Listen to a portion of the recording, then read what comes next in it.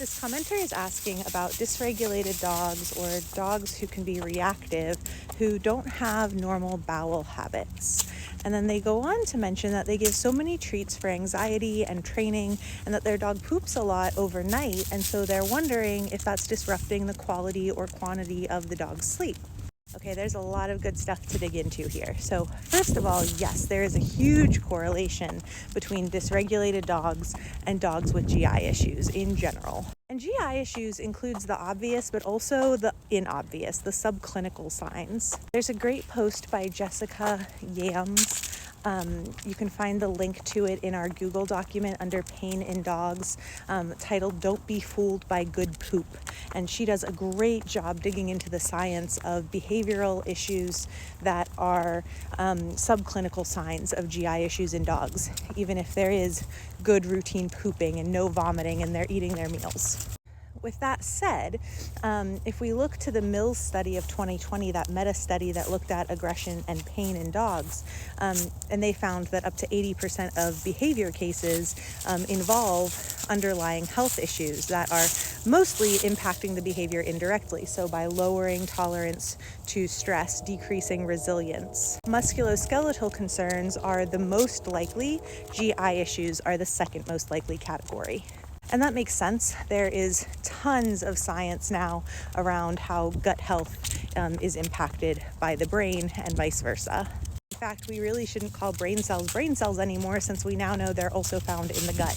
And this is very much a chicken and the egg thing, right? Because you could certainly have a dog who has had GI issues and that is contributing to their anxiety. You can have a dog who's been chronically dysregulated and that is contributing to their gut issues, just like in humans. So absolutely, GI health is one of the big, most prominent comorbid physical health concerns that we look at in dogs with behavior concerns. And just like with musculoskeletal pain, a lot of times those first signs are behavioral. So the symptom is the anxiety. The symptom is the eating of inedible things. It is the licking of the ground compulsively.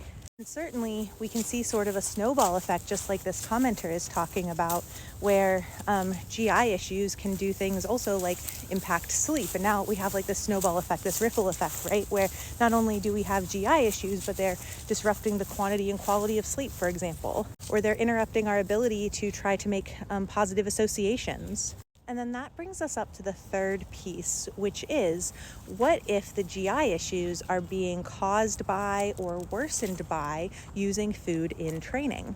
And this is a really important thing that I don't think I see talked about very often. At least in my experience, I think we're more likely to see videos talking about how food can be used coercively, which is definitely something that we want to look out for. But we also have to make sure that it's not actually ultimately making our dog feel bad. And this is going to be very individual. Some dogs can eat a ton of food, any food, and they feel fine. In fact, they're thrilled.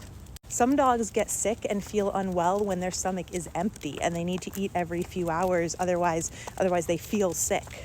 But other dogs may be very sensitive to certain foods, maybe not a full-blown allergy, but we're seeing like an intolerance, or perhaps there is an allergy and we just don't know it yet. Or perhaps they're eating enough food that it's making them physically sick. They're too full, they feel bloated, they feel like they've overeaten, perhaps they're even vomiting, perhaps they're pooping more frequently and it's disrupting their sleep, as this commenter shared. Perhaps they are gaining weight from the increased caloric intake. These are all things that we want to be aware of and address if we're seeing them occur. And there are a lot of good solutions depending on what the problem is. If my dog is getting full too fast, if they're getting over full, or if I'm worried about calories, I might consider lickable, low-calorie treats. You can purchase like little squeezy treat bags, or you can use like, they make them like for baby food, or like homemade applesauce or pureed food, like things like that. But you can also get like a 99-cent travel size shampoo bottle from the dollar store. And you can put pumpkin or yogurt, or Churu's cat treats are a really good low-calorie option with lots of flavor. You can put wet food in there. And often licking is going to get you further than chewing in terms of calming for the amount of food and for the calories that you're putting into it. Certainly, sometimes we're looking at potential food sensitivities. We may want to rule out, for example, like the most common protein intolerances, allergies are going to be like to chicken and beef. So we can, try eliminating those, or we can talk about a more formal food trial with the vet.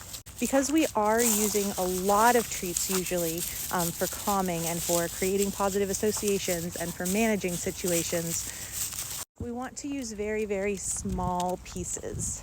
So like if you're using like the Zooks training treats or something comparable to that, you want to break one of those up into like 4 smaller pieces. And now when I'm doing a scatter feed and it's like 12 treats, it's actually like 3 Zooks minis broken up into 4 pieces each.